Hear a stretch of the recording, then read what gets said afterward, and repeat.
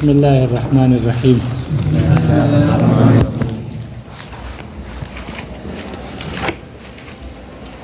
وعلى آلہ وأصحابه الذين سعدوا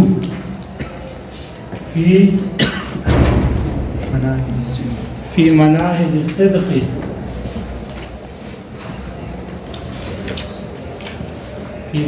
الصدق بالتصديق.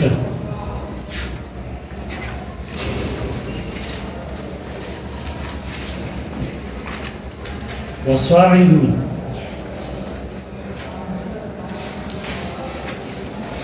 في معارج الحق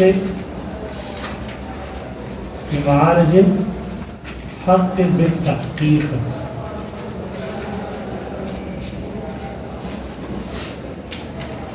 وعلى آلہ، درود اور سلام ہو آپ علیہ الصلوۃ والسلام کے آل پر، آپ علیہ الصلوۃ والسلام کے آل پر. آل اصل میں کیا تھا؟ 3 قول ہے. آل امام سیبوی کہتے ہیں آل اصل میں اہلن تھا، آل اصل میں اہلن تھا. اور دلیل اس کی یہ ہے کہ جب ہم نے آل کی تصغیر نکالی تو تصغیر اوہیل آ گئی. تصغیر کیا آ گئی؟ اوہیل. تو قاعدہ آپ پڑھ چکے ہو تصغیر کے بارے میں کہ جو التصغیر ہوتی ہے، التصغیر یرد الاشیاء الی اصلہ، تصغیر چیزوں کو اس کے اصل کی طرف لوٹاتی ہے. وکذا الجمع، اسی طرح جمع بھی ہے. جب کسی اسم کی جمع بناتے ہیں تو وہ اس کی اصل ظاہر کر دیتی ہے، نکال دیتی ہے. تو جب ہم نے آل ان کی تصغیر نکالی تو اوہیل آ گئی، تو اس میں ہاں آ گیا، معلوم ہوا اس کی اصل اہلن ہے، اس کی اصل اہلن ہے. یہ کون کہہ رہے ہیں؟ امام سیبوی. اچھا اہلن تھا، اہلن سے پھر آلن کیسے بن گیا؟ اصل تو معلوم ہو گیا کہ آل کی اصل اہلن ہے، لیکن یہ اہلن سے آل کیسے بن گیا؟ وہ کہتے ہیں یہ اہلن ہا ہے اور حمزہ دونوں حروف حلقی میں سے ہے، اور ایک حرف حلقی کو دوسرے سے بدلنا جائز ہے، اس لیے ہا کو خلاف قیاس حمزے سے بدل کر اعلن ہو گیا، اور پھر آمنہ والے قاعدے سے آلن ہو گیا. دوسرا قول ہے امام مبرد کا. امام مبرد کا قول یہ ہے، وہ کہتے ہیں کہ اس کی اصل اعلن ہے، آلن کی اصل اعلن ہے، اور آمنہ والے قاعدے سے اس کو آلن کر دیا تو آلن بن گیا. تیسرا قول امام کسائی کا ہے. امام کسائی کہتے ہیں، کسائی نہیں ہے، کسائی ہے.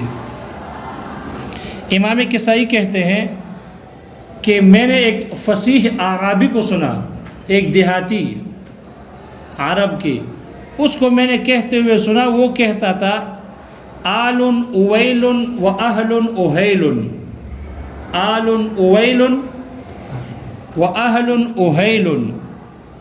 تو اس نے آل کی تصغیر اویل نکالی، اوہیل نہیں، اور اہل کی تصغیر اوہیل نکالی. وہ کہہ رہا تھا آل اویل و اہل اوہیل، تو آل کی تصغیر اس نے اویل نکالی. معلوم ہو یہ اصل میں اہلن نہیں ہے آل، بلکہ اولن ہے، اولن. تو وہ کو کالا والا قاعدے کے مطابق وہ کو الف سے بدل دیا، وہ کو کالا والا قاعدے سے الف سے بدل دیا، تو اولن سے کیا ہو گیا؟ آلن ہو گیا. پتہ نہیں ہو گیا نہیں ہوا؟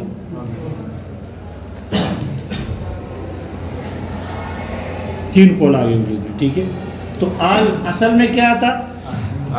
سیبوے کے نزدیک اہلن تھا، مبرد کے نزدیک اعلن تھا، اور کسائی کے نزدیک اولن تھا. یہ بات سمجھے؟ آل اور اہل میں فرق ہے، آل اور اہل میں فرق ہے. اہل کا لفظ اشراف اور غیر اشراف دونوں کے لیے آتی ہے. اہل کا لفظ اشراف شریف کے لیے، شریفوں کے لیے استعمال اس کا ہوتا ہے، چاہے وہ شرافت دنیاوی ہو. عفواً ٹھیک کرو اس کو.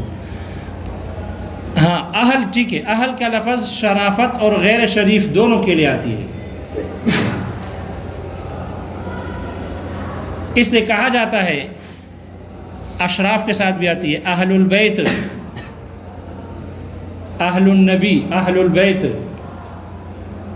اور غیر اشراف کے ساتھ بھی آتی ہے اہل حجام. حجام کا جو پیشہ ہے اہل حجام، تو یہ کمزور اور کمتر پیشہ ہے، اس کے ساتھ بھی آتی ہے. اور آل کا جو لفظ ہے آل، یہ آل صرف اشراف کے ساتھ آتی ہے، شریف لوگوں کے ساتھ آل آتی ہے. وہ شرافت چاہے دنیاوی اعتبار سے ہو یا دینی اور دنیاوی دونوں اعتبار سے ہو. آل کا لفظ صرف دینی دنیاوی اعتبار سے ہو، اخروی اعتبار سے نہ ہو، جیسے کہ آل فرعون ہے نا قرآن مجید میں، آل فرعون. تو فرعون والے کو اللہ نے دنیا میں ایک عزت دی تھی، مملکت دی تھی، حکومت ملی تھی، ایک فرعونیت ان کو ملی تھی، باچاہت. تو دنیاوی اعتبار سے ان کو ایک اعزاز اور شرف حاصل تھا ان کو. اور آل النبی بھی کہتے ہیں، آل النبی.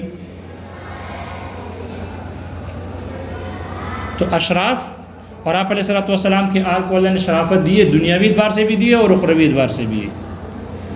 تو جو آل کا لفظ ہے یہ صرف اشراف کے لیے آتا ہے، غیر اشراف کے ساتھ نہیں آتا. آل حجام نہیں کہہ سکتے، آل حجام نہیں کہہ سکتے. وہ کتنے فرق ہو گئے؟ ایک فرق ہو گیا، ایک فرق ہو گیا. دو کدھر سے آئے؟ ایک فرق ہو گیا کہ اہل کا لفظ اشراف اور غیر اشراف دونوں کے لیے استعمال ہوتا ہے، جبکہ آل کا لفظ صرف اشراف کے لیے آتا ہے، غیر اشراف کے لیے نہیں آتا. اور وہ اشراف چاہے دینی ہو یا دین اور دنیاوی دونوں ہوں. دوسرا فرق ہے کہ اہل کا لفظ ذوی العقول اور غیر ذوی العقول دونوں کے لیے آتا ہے. ذوی العقول یعنی انسان، فرشتے اور جنات، اور غیر ذوی العقول دونوں کے لیے آتا ہے اہل کا لفظ. اس لیے کہتے ہیں اہل مصر، اہل مصر، اہل البیت. تو یہ ذوی العقول غیر ذوی العقول دونوں کے لیے آتا ہے. اور آل کا لفظ صرف ذوی العقول کے لیے آتا ہے، صرف ذوی العقول کے ساتھ استعمال ہوتا ہے آل کا لفظ. تیسرا فرق، اہل کا لفظ مذکر و مؤنث دونوں کے لیے آتا ہے. اہل کا لفظ مذکر و مؤنث دونوں کے ساتھ اس کا استعمال ہوتا ہے، جبکہ آل کا لفظ یہ مذکر کے لیے آتا ہے، مؤنث کے ساتھ استعمال نہیں ہے. اس لیے آل النبی تو کہہ سکتے ہیں، آل علی کہہ سکتے ہیں، آل عباس کہہ سکتے ہیں، لیکن آل فاطمہ نہیں کہہ سکتے، آل فاطمہ نہیں کہہ سکتے. تو مذکر کے ساتھ آل کا استعمال ہے، مؤنث کے ساتھ نہیں. اور اہل کا لفظ مذکر و مؤنث دونوں کے ساتھ استعمال ہوتے ہیں. اور یہ فرق سمجھ میں آ گیا؟ تو آل اور اہل میں فرق ہو گیا، 3 وجہ فرق بیان ہو گئی. آل سے مراد کون لوگ ہیں؟ آل کی مراد کون ہے؟ والا آل ہے اور آپ کے آل پر ہو، اس کی مراد کون لوگ ہیں؟ کون آل ہیں؟ تو اس میں 4 اقوال ہیں. پہلا قول جو امام ابو حنیفہ رحمہ اللہ کی طرف منسوب ہے وہ یہ کہ اس سے مراد آپ کے وہ گھر والے ہیں کہ جن کے لیے صدقہ کا لینا حرام ہے اور مال غنیمت میں سے خمس مقرر ہے. صدقہ لینا حرام اور مال غنیمت میں سے خمس اس کے لیے مقرر ہے، اور وہ ہے آل علی، آل عقیل، آل عباس، آل حارث بن عبد المطلب، جن کے لیے صدقہ لینا حرام یا ان کو دینا حرام ہے، اور ان کے لیے مال غنیمت میں سے خمس مقرر ہے. آل علی، آل عقیل، آل عباس اور آل حارث بن عبد المطلب۔ دوسرا قول جمہور علماء کا ہے، وہ کہتے ہیں آل سے مراد آپ کے ازواج اور اولاد ہے۔ آل سے مراد آپ کی ازواج الامہات اور آپ کی اولاد ہے۔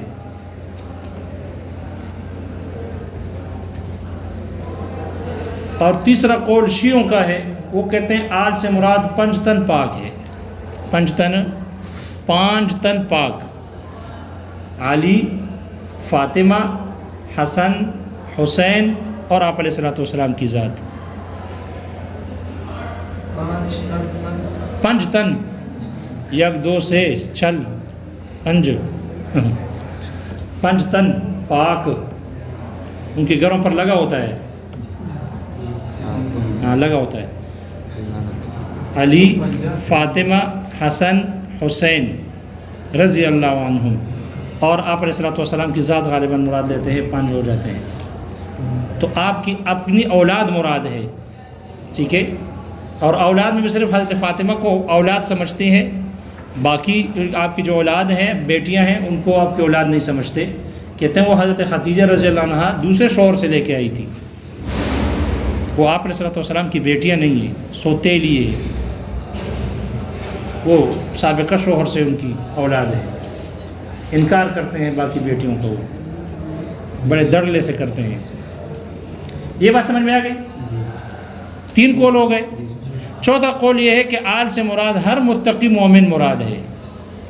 آل سے مراد ہر متقی مومن مراد ہے۔ کل مؤمن تقی، کل مؤمن تقی فہو آلی، ایک حدیث بھی ہے، حدیث کس درجے کی ہے؟ بہرحال کمزور حدیث ہوگی، ضعیف ہے، لیکن ایک حدیث ہے اس میں کہ کل مؤمن تقی فہو آلی، ہر متقی مومن میرے آل ہے۔ ایک قول یہ ہے، مسلمانوں کا ہے، تعین نہیں ہے، لیکن بعض کے نزدیک آل سے مراد ہر متقی مومن مراد ہے۔ اس میں زیادہ عموم آ جاتا ہے، اس میں خود آپ کی اولاد بھی داخل ہے، آپ کی ازواج بھی داخل ہے، آپ کے اہل بیت اولاد اور اس کے علاوہ سب داخل ہے، اس میں عموم آ جاتا ہے۔ وہ آل سمجھ میں آ گئی؟ وہ اصحاب ہی، اور آپ کے اصحاب پر بھی ہو درود و سلام ہو۔ اصحاب جمع ہے صاحب کی، اصحاب جمع ہے صاحب کی، جیسے کہ اطہار جمع ہے طاہر کی، اطہار جمع ہے طاہر کی، تو اصحاب جمع ہے صاحب کی۔ یا یہ جو اصحاب ہے یہ جمع ہے صحبن کی، جیسے کہ انہار جمع ہے نہرن کی، ساکن ہے نہرن، تو اصحاب بھی جمع ہے صحبن کی، اصحاب جمع ہے صحبن کی۔ یا یہ اصحاب جمع ہے صحبن کی، جیسے کہ انمار جمع ہے نمرن کی، میم کے نیچے کسرہ ہے نمرن۔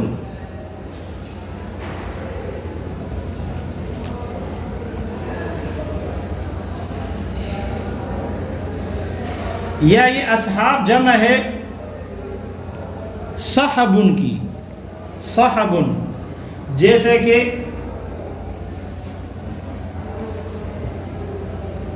اسمار جمع ہے ثمرن کی، ثمر، تو اصحاب بھی جمع ہے صحبن کی، ہاں کے اوپر فتح ہے۔ یا یہ اصحاب جمع ہے صحیبن کی، کس کی؟